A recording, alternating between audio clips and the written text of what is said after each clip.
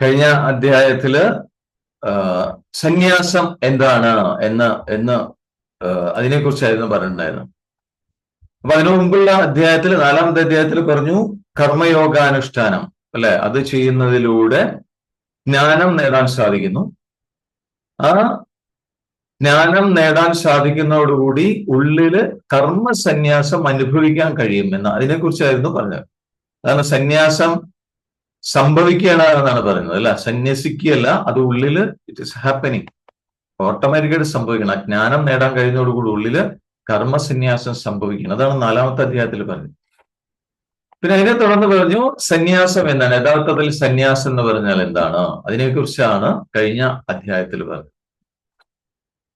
ഇപ്പോ സന്യാസം എന്ന് പറഞ്ഞാൽ എല്ലായിടത്തും സർവത്ര ആ അദ്വൈതമായ ആ ഒരു വസ്തുവിനെ, ആ ഒരു സത്യത്തെ അനുഭവിക്കലാണ് യഥാർത്ഥ സന്യാസം.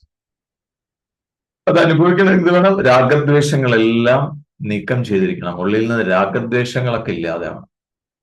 അപ്പൊ രാഗദ്വേഷങ്ങളൊക്കെ നീക്കം ചെയ്ത് എല്ലായിടത്തും ആ അദ്വൈതമായ സത്യത്തെ അനുഭവിക്കലാണ് യഥാർത്ഥത്തിലുള്ള സന്യാസം എന്ന് പറയുന്നത്.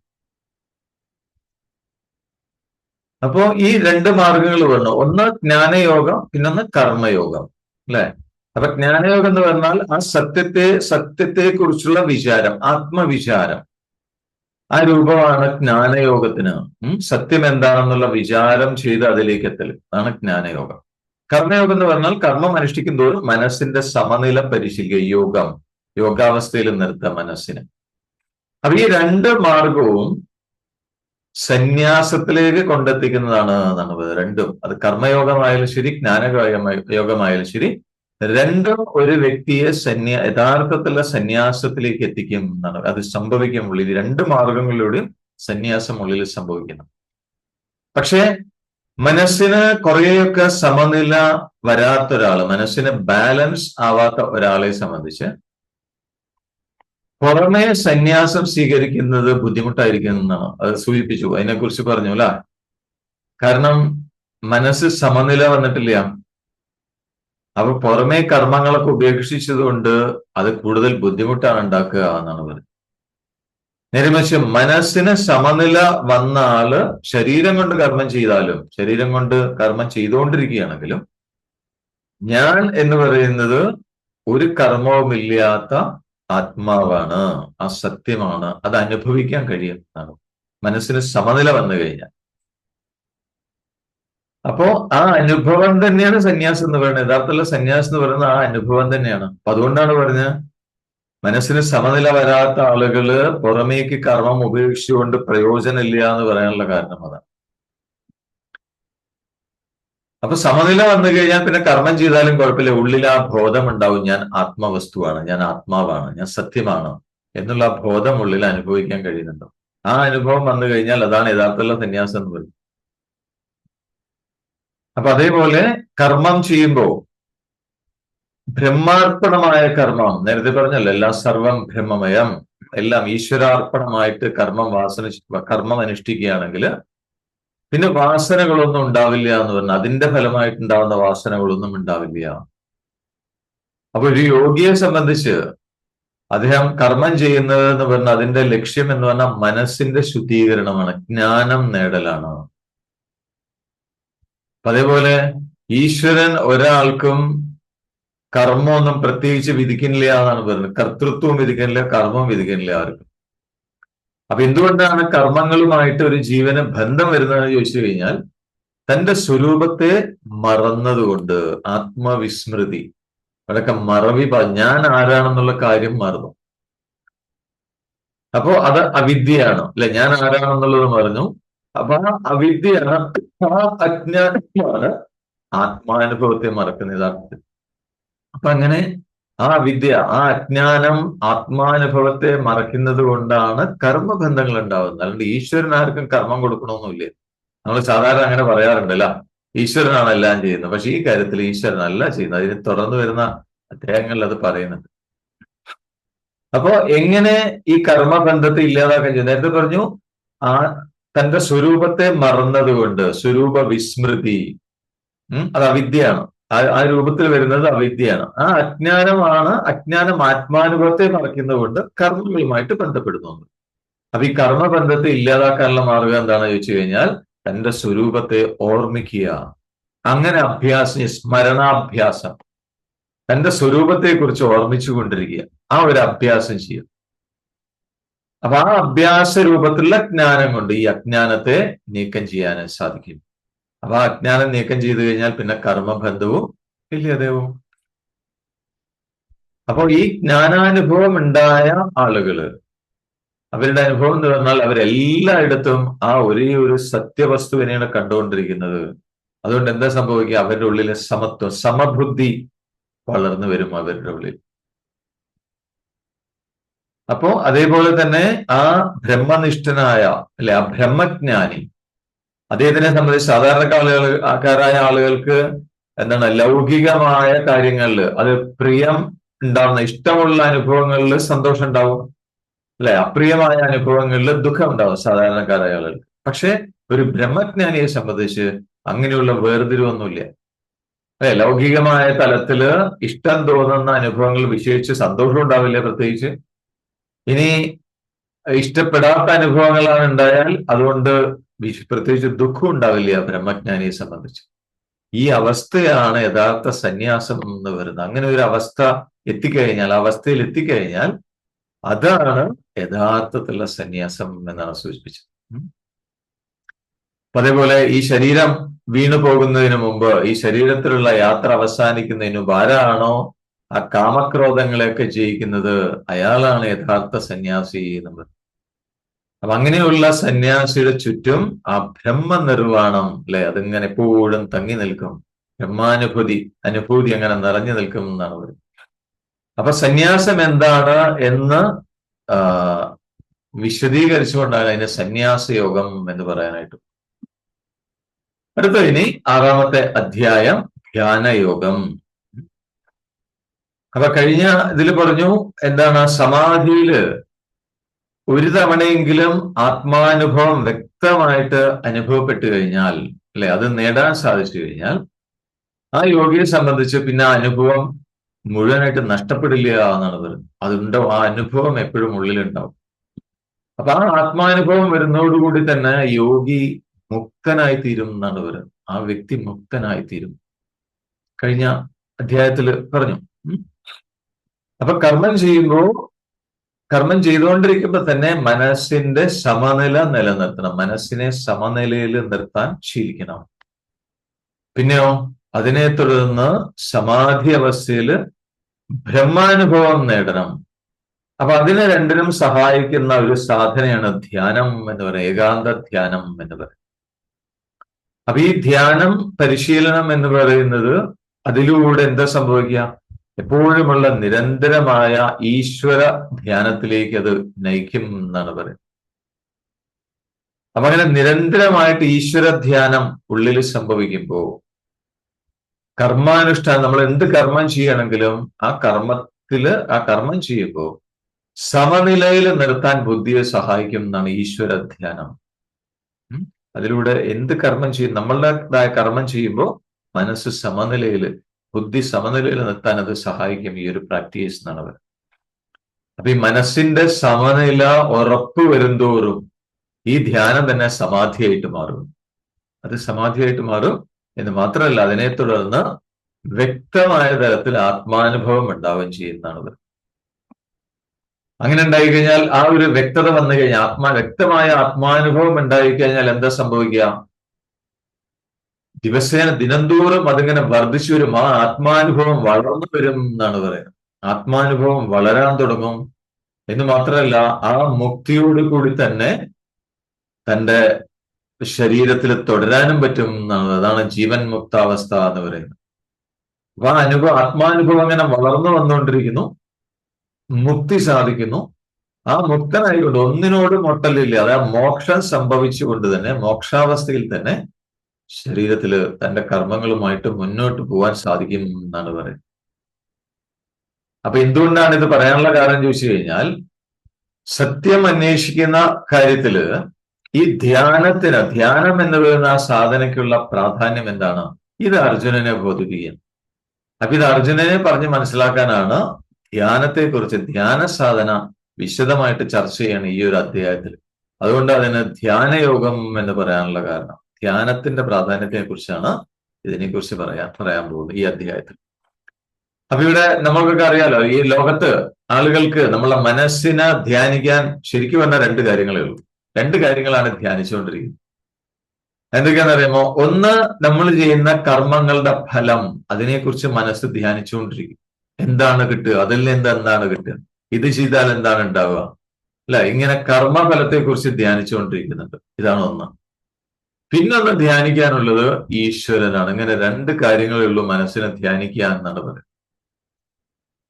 എന്താണ് രണ്ടിനെയും പ്രത്യേകത ചോദിച്ചു കഴിഞ്ഞാൽ, ഇപ്പൊ കർമ്മഫലത്തിനെ കുറിച്ചാണ് ചിന്തിച്ചുകൊണ്ടിരിക്കണമെങ്കിൽ, അതിനെക്കുറിച്ചാണ് ധ്യാനിച്ചുകൊണ്ടിരിക്കണമെങ്കിൽ ആ മനസ്സിൽ ഈശ്വരനെ ധ്യാനിക്കാൻ പറ്റില്ല. മനസ്സിലായോ?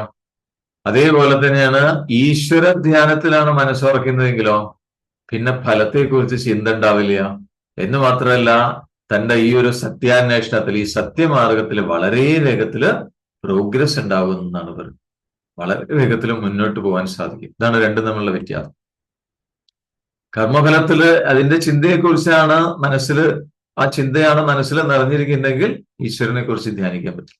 അതുകൊണ്ട് നമുക്ക് ഈശ്വരനെ അറിയാത്ത, കാരണം എപ്പോഴും ചിന്ത ഓരോരോ കാര്യങ്ങളിലാണ്, ഫലത്തിലാണ്.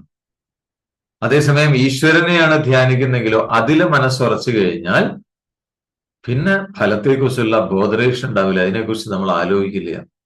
അപ്പൊ ഈശ്വരനെയാണ് ധ്യാനമെങ്കിൽ ഈ എന്താണ് സത്യമാർഗത്തിൽ വളരെ വേഗം പുരോഗതി ഉണ്ടാവും എന്നാണ് പറയുന്നത്. അപ്പൊ ധ്യാനയോഗം പരിശീലിക്കാനായിട്ട് വളരെ അത്യാവശ്യമായ ഒരു സംഗതിയാണ് ഈ ഫലത്തെക്കുറിച്ചുള്ള ചിന്തകളെ വിട്ടുകളയല്, അല്ലെ, റിസൾട്ടിനെ കുറിച്ചുള്ള ചിന്തകളെ വിട്ടുകളയല് ധ്യാനയോഗത്തിന് അത്യാവശ്യമാണ് എന്നാണ് പറയുന്നത്. അപ്പൊ അതിന്റെ മഹാത്മ്യാണ് ഭഗവാൻ ഈ അധ്യായത്തില് ഒന്നാമത്തെ ശ്ലോകത്തിൽ അതിനെക്കുറിച്ചാണ് ഭഗവാൻ പറയുന്നത്. ഒന്നാമത്തെ ശ്ലോകം ചൊല്ലിക്കോളൂ. ശ്രീ ഭഗവാനുവാച.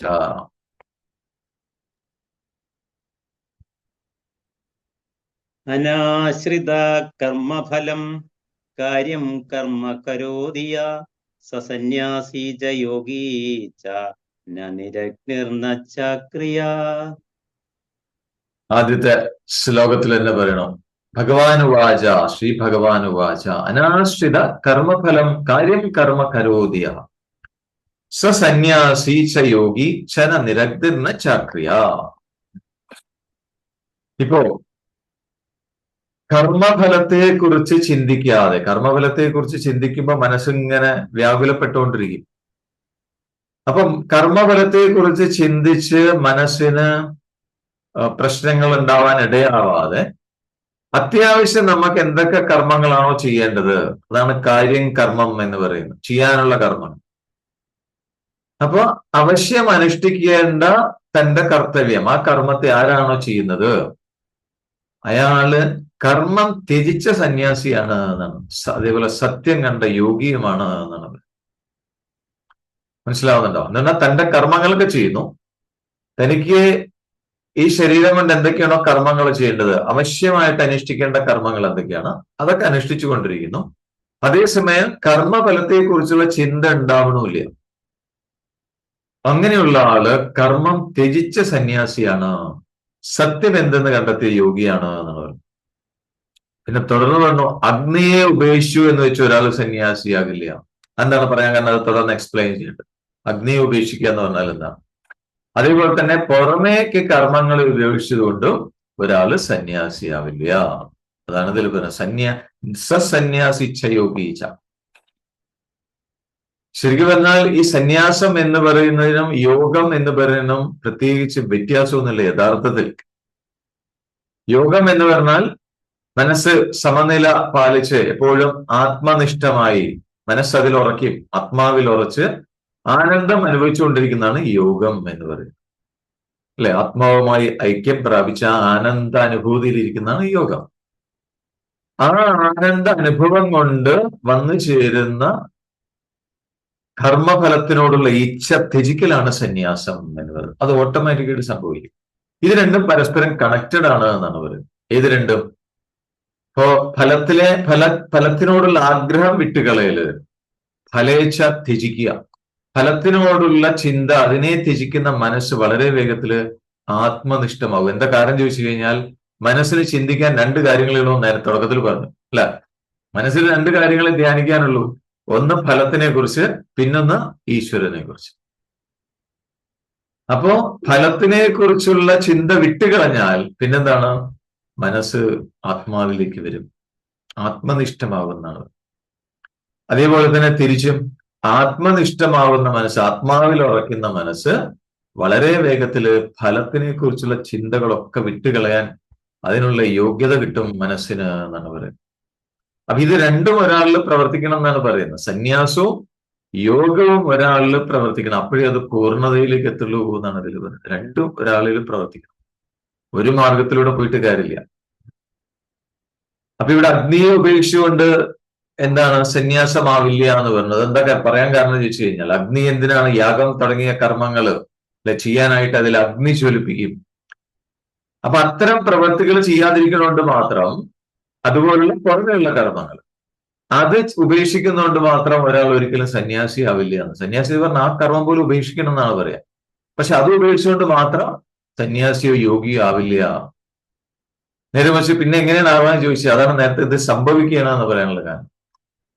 പിന്നെന്താണ് സംഭവിക്കുക വെച്ച് കഴിഞ്ഞാൽ, അവനവന്റെ കർത്തവ്യങ്ങൾ ചെയ്യാനുള്ള കർമ്മ, അതാണ് ചെയ്യാനുള്ള കർത്തവ്യങ്ങളാണ് കാര്യം കർമ്മ എന്ന് പറയുന്നത്.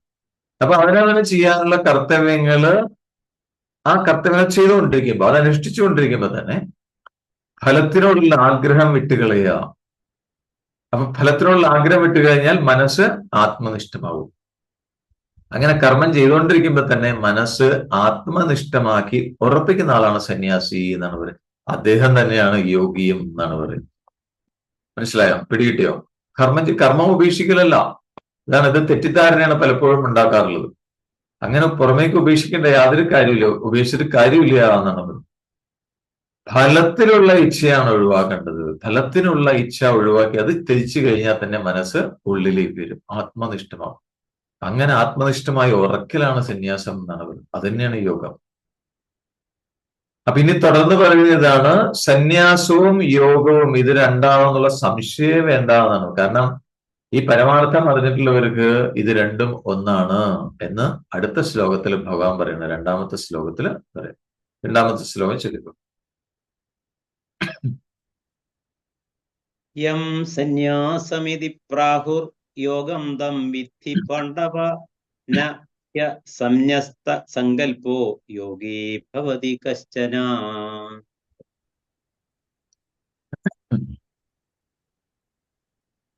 യം സന്യാസമിതി പ്രാഹു യോഗം തം വിദ്ധി പാണ്ഡവ ന ഹ്യസന്യസ്യസ്ത സങ്കൽപ്പ യോഗി ഭവതി കശ്ചന. അടുത്ത ശ്ലോകത്തിൽ പറയുന്നു, അർജുനോട് പറയുന്നു, അർജുന, പാണ്ഡവ, പണ്ഡുപുത്രനായ അല്ലയോ അർജുന, ഏതിനെയാണോ സന്യാസം എന്ന് അറിവുള്ള ആളുകൾ പറയുന്നത് അതിനെ തന്നെയാണ് യോഗം, അതിനെ തന്നെയാണ് യോഗമായിട്ട് അറിയൂ എന്ന് പറയുന്നത്. രണ്ടും ഒന്ന് തന്നെയാണ് എന്നാണ്. സന്യാസം എന്ന് ഏതിനെ കുറിച്ചാണ് അറിവുള്ളവർ പറയുന്നത് അത് തന്നെയാണ് യോഗം. എന്താ കാരണം ചോദിച്ചു കഴിഞ്ഞാൽ, ഇപ്പോ ആ സങ്കല്പങ്ങൾ, ഫലത്തിനോടുള്ള ആഗ്രഹം, ആ സങ്കല്പങ്ങളെ ഉപേക്ഷിക്കാത്ത ഒരാൾക്ക് യോഗിയാവാൻ സാധിക്കില്ല, അദ്ദേഹം യോഗിയായി ഭവിക്കുന്നില്ല എന്നാണ്. അസന്യസ്ത സങ്കല്പ ന യോഗി. യോഗം എന്ന് പറഞ്ഞാൽ എന്താ? നേരത്തെ പറഞ്ഞു, മനസ്സിന്റെ സമനിലയാണ് യോഗം, അല്ലെ? മനസ്സിന്റെ സമസ്ഥിതിയാണ് യോഗം എന്ന് നേരത്തെ പറഞ്ഞു. അപ്പോ മനസ്സ് എങ്ങനെയാണ് ആ സമനിലയിൽ വരിക ചോദിച്ചു കഴിഞ്ഞാൽ, സങ്കല്പങ്ങളെ വിട്ടുകളയാതെ, സന്യസിക്കാതെ എന്ന് പറഞ്ഞാൽ ഉപേക്ഷിക്കാതെ, സങ്കല്പങ്ങളെ ഉപേക്ഷിക്കാതെ ഒരിക്കലും ആ യോഗം നേടാൻ പറ്റില്ല. എന്ന് പറഞ്ഞാൽ മനസ്സിന്റെ സമനില കിട്ടില്ല എന്നാണ്. സങ്കല്പങ്ങൾ ധാരാളം ഉള്ളില് ഉണ്ടാവും തോറും മനസ്സിന്റെ ബാലൻസ് നഷ്ടപ്പെടും. ചിന്തകളാണ് പ്രശ്നങ്ങൾ ഉണ്ടാകും. അപ്പൊ ഈ സങ്കല്പങ്ങളെ ത്യജിക്കാതെ, അതിനെ സന്യസിക്കാതെ എന്ന് പറഞ്ഞാൽ ഉപേക്ഷിക്കാതെ ഒരിക്കലും യോഗം നേടാൻ സാധിക്കില്ല എന്ന്. അപ്പൊ എന്താണ് മനസ്സിന്റെ സമനിലയെ ഇല്ലാതാക്കുന്നത്? എന്താണ് മനസ്സിന്റെ സമനിലയെ നഷ്ടപ്പെടുത്തുന്നത്? എന്താണ്? രാഗവും ദേഷ്യവും അടങ്ങിയ സങ്കല്പങ്ങൾ. നമ്മളെ ചിന്തകൾ അങ്ങനെയാണല്ലോ. അല്ലെ? ചിന്തകളോട് ചിലതിനോട് നമുക്ക് രാഗമുണ്ടാവും, ചിലതിനോട് ദ്വേഷമുണ്ടാവും. ഇങ്ങനെ രാഗദ്വേഷമയമായ സങ്കല്പങ്ങളാണ് മനസ്സിന്റെ ബാലൻസ് നഷ്ടപ്പെടുന്നത്. അല്ലെ? ശരിയല്ലേ? മനസ്സിലാവുണ്ടല്ലോ അല്ലെ? നമ്മൾ അനുഭവിക്കാറുള്ളതാണ്. ഉം. നമുക്ക് ഇഷ്ടപ്പെട്ട ചില ചിന്തകൾ വരുമ്പോൾ നമുക്കൊരു സുഖം, അതിനോടൊരു രാഗം. ഇഷ്ടപ്പെടാത്ത കാര്യങ്ങളാണ് ഓർമ്മയിൽ വന്നതെങ്കിൽ അതിനോടൊരു ദ്വേഷം. ഇത് ഉണ്ടാവാറുണ്ട്. അപ്പൊ ഇത് നിരന്തരമായിട്ട് ഉള്ളിൽ നടന്നുകൊണ്ടിരിക്കുമ്പോൾ മനസ്സിന് ബാലൻസ്ഡ് ആവാൻ പറ്റുന്നില്ല. മനസ്സിങ്ങനെ ഉയരം താഴെ ചെയ്തുകൊണ്ടിരിക്കുക, ചലിച്ചുകൊണ്ടിരിക്കുകയാണ്. അപ്പോ സന്യാസം എന്ന് പറഞ്ഞാൽ പുറമേയുള്ള കർമ്മങ്ങളെ ത്യജിക്കലല്ല, നമ്മൾക്ക് ചെയ്യാനുള്ള കാര്യങ്ങളൊക്കെ ചെയ്യാതിരിക്കലല്ല സന്യാസം. ബാഹ്യകർമ്മം ത്യജിക്കലല്ല സന്യാസം. പിന്നെന്താണ് യഥാർത്ഥത്തിലുള്ള സന്യാസം? നേരത്തെ പറഞ്ഞില്ലേ, രാഗദ്വേഷമയമായ സങ്കല്പങ്ങളെ ത്യജിക്കലാണ് സന്യാസം. മനസ്സിലാവുന്നുണ്ടോ? അപ്പൊ ഉള്ളില് ആരുടെ ഉള്ളിലാണോ അത് സംഭവിക്കുന്നത്, രാഗദ്വേഷമയമായ സങ്കല്പങ്ങൾ ഇല്ലാതാവുന്ന ആരുടെ ഉള്ളിലാണോ അവരൊക്കെ സന്യാസിയാണ്. അതാണ് പറയുന്നത്. അത് തന്നെയാണ് യോഗം എന്നാണ് പറയുന്നത്. അത് തന്നെയാണ് യോഗം. അതേപോലെ തന്നെ ഒരാള് വേറെ പുറമേക്ക് എല്ലാം ത്യജിച്ചു എന്ന് വിചാരിക്കുക, പുറമേക്ക് എല്ലാം ഉപേക്ഷിച്ചു, പക്ഷെ ഉള്ളില് ആ രാഗദ്വേഷമയമായ സങ്കല്പങ്ങളെ ത്യജിച്ചിട്ടില്ലെങ്കിൽ പിന്നെ അദ്ദേഹം സന്യാസിയല്ല എന്നാണ് പറയുന്നത്. പുറമേക്കൊക്കെ ഉപയോഗിച്ചിട്ടുണ്ടാവും, അല്ലെ? പുറമേക്ക് ഉപയോഗിച്ചിട്ടുണ്ടാവും, ചിലപ്പോ വേഷത്തിൽ മാറ്റം സംഭവിച്ചിട്ടുണ്ടാവാം. പക്ഷെ അങ്ങനെയൊക്കെ ആണെങ്കിലും ഉള്ളില് രാഗദ്വേഷ സങ്കല്പങ്ങൾ ത്യജിച്ചിട്ടില്ലെങ്കിൽ, രാഗദ്വേഷങ്ങൾ നിറഞ്ഞ പല സങ്കല്പങ്ങൾ ത്യജിച്ചിട്ടില്ലെങ്കിൽ പിന്നെ അയാൾ സന്യാസിയല്ല, യോഗ്യമല്ല എന്നാണ് പറയുന്നത്. അപ്പൊ ഭഗവാൻ അത് വ്യക്തമായിട്ട് പറയുകയാണ് ഇതിനകത്ത്. അപ്പൊ ഇവിടെ ഈ ശ്ലോകത്തില് പറയുന്നത് പാണ്ഡവ എന്ന് വിളിക്കുന്നുണ്ട് അർജുനനെ.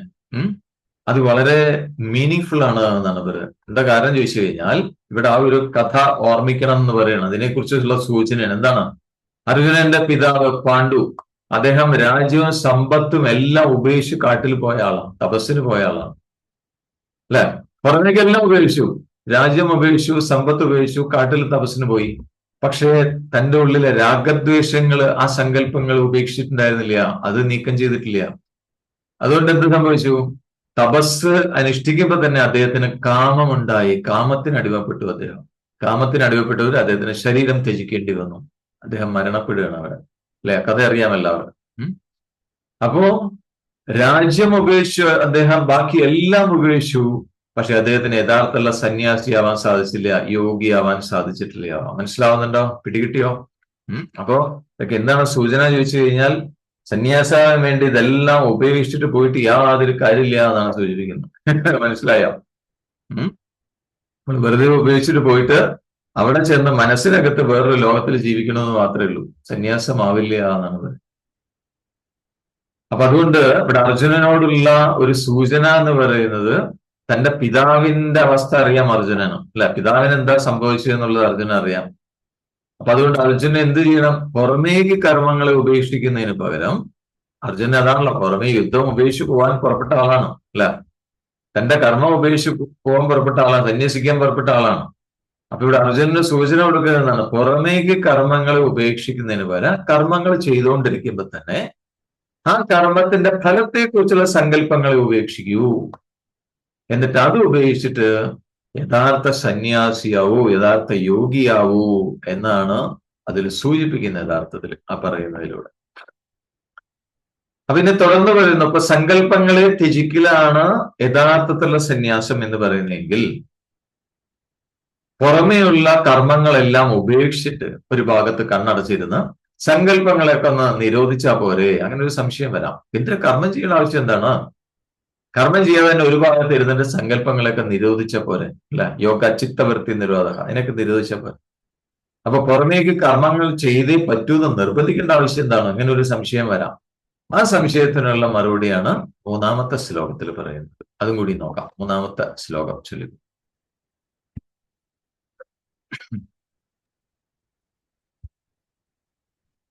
ആരൊരുക്ഷോർമുനേർ യോഗം കർമ്മകാരണമുച്യതേ, യോഗാരൂഢസ്യ തസ്യൈവ ശമകാരണമുച്യതേ.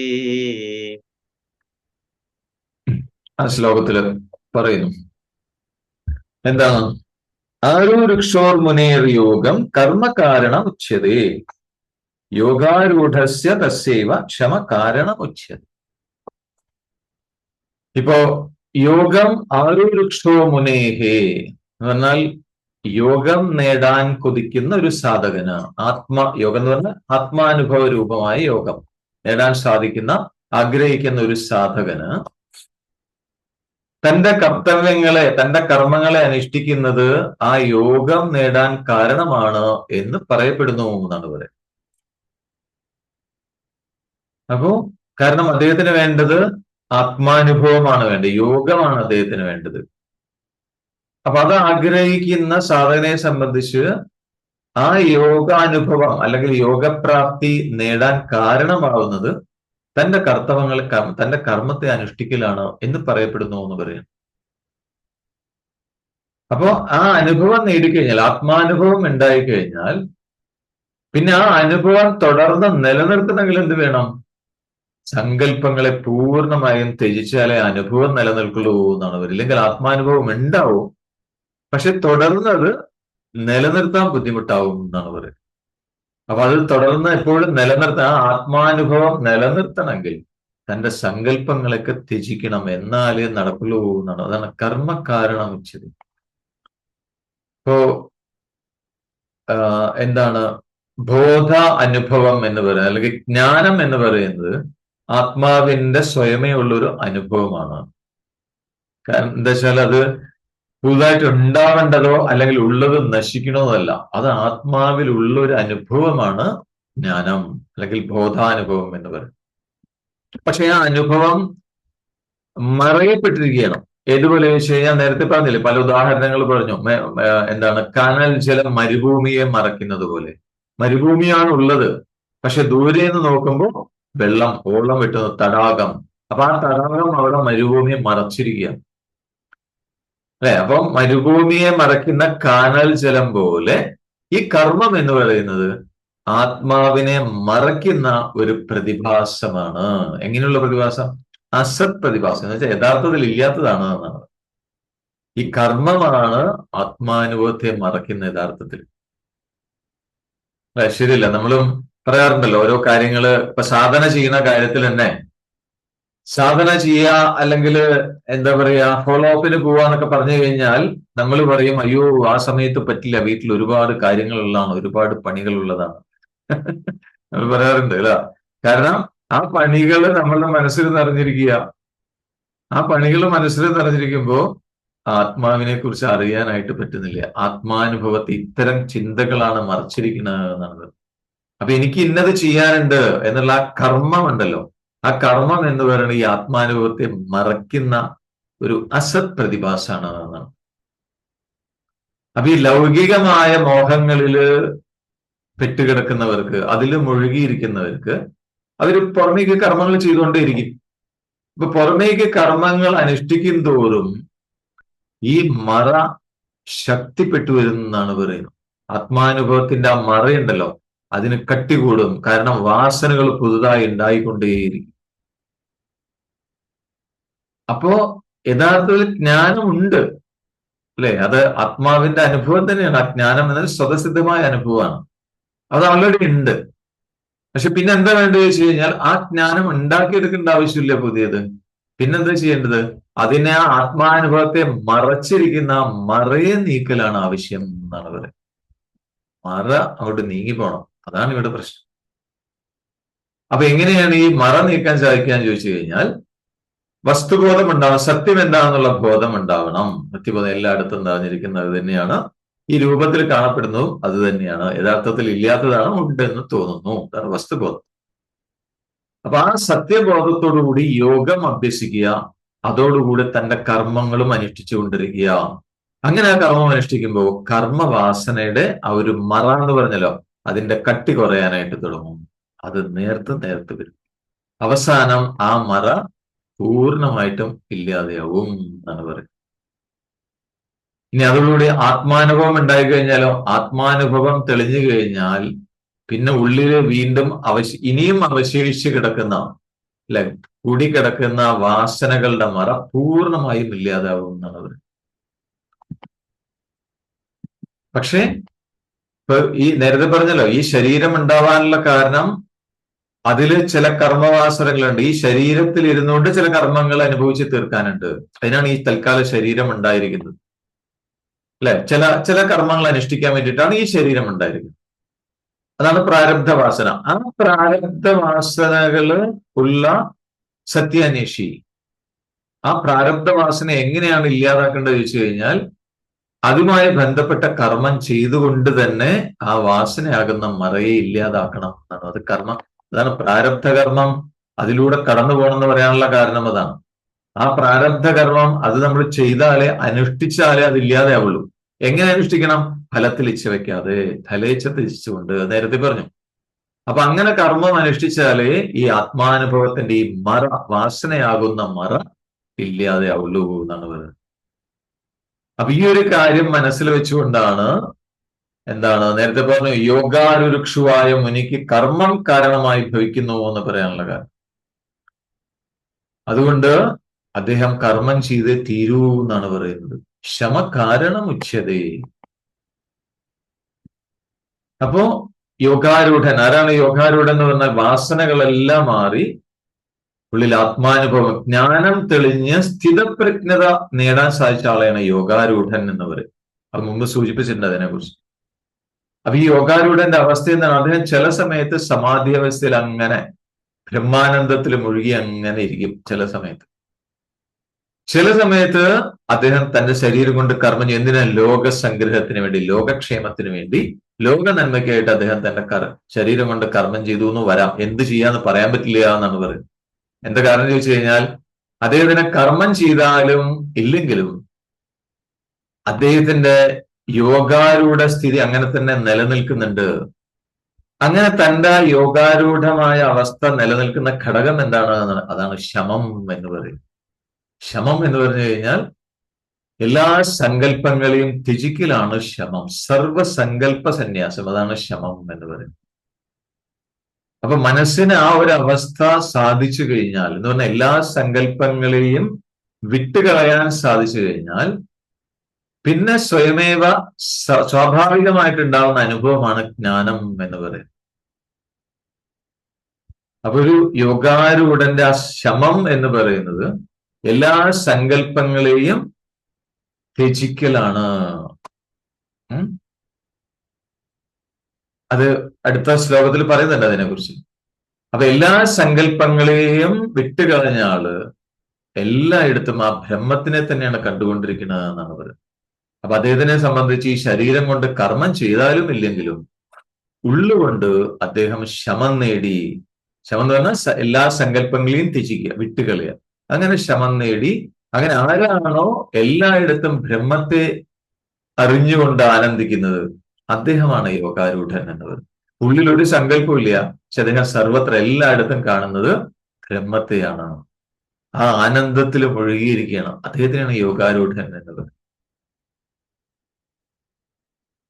അപ്പോ അദ്ദേഹം ആ ഒരു അവസ്ഥയിൽ എത്തിക്കഴിഞ്ഞാൽ പിന്നെ ആ യോഗാരൂഢം എന്ന് പറയുന്ന ആ സ്ഥിതി നിലനിർത്താൻ ശമമാണ് കാരണം എന്ന് പറയാനുള്ള എന്ന് ഭഗവാൻ പറയേണ്ട അർത്ഥം ഇതാണ് എന്നാണ് പറയുന്നത്. അപ്പൊ ഇനി തുടർന്ന് പറയുന്നത് ഇതാണ്, യോഗാരൂഢ ലക്ഷണം എന്ന് പറയുന്ന കർമ്മം ചെയ്യലോ ചെയ്യാതിരിക്കലോ ഒന്നുമല്ല. യോഗാരൂഢ ലക്ഷണം ശമമാണ്. അപ്പൊ അങ്ങനെ ആ ശമം എന്ന് പറയുന്ന ലക്ഷണത്തോടു കൂടിയ യോഗാരൂഢനെ കുറിച്ചാണ് ഇനി അടുത്ത ശ്ലോകത്തിൽ പറയാനായിട്ടുള്ളത്. നമുക്ക് നാളെ നോക്കാം. കണ്ണുകൾ അടച്ചു വയ്ക്കൂ. Close your eyes. കണ്ണുകൾ അടഞ്ഞിരിക്കുന്നു, നട്ടെല്ല് നിവർന്നിരിക്കുന്നു. ദീർഘമായി ശ്വാസം എടുക്കാം. സാവകാശം പുറത്തേക്ക് വിടാം.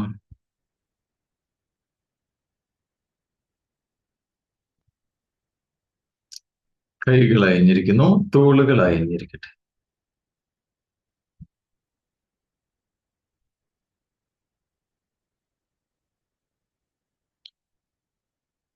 ഉള്ളിലേക്ക് ശ്രദ്ധ കൊണ്ടുവരൂ. ഉള്ളിൽ അനുഭവപ്പെടുന്ന ശാന്തി, ആനന്ദം, അതിൽ തന്നെ വിശ്രമിക്കും.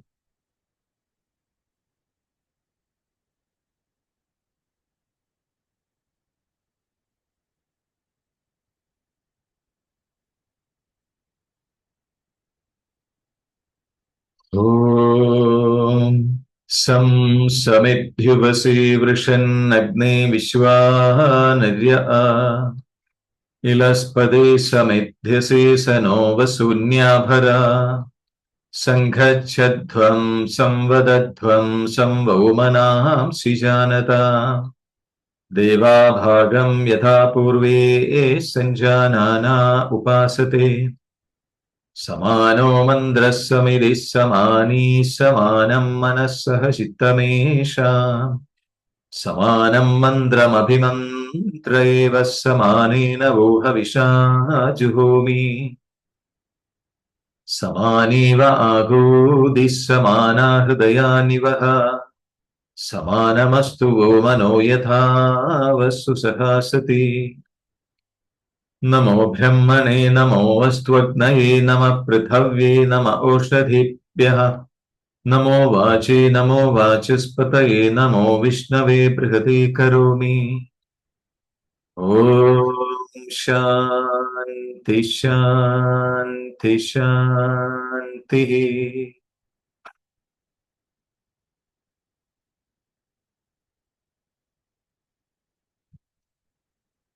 ദീർഘമായ ശ്വാസമെടുക്കാം.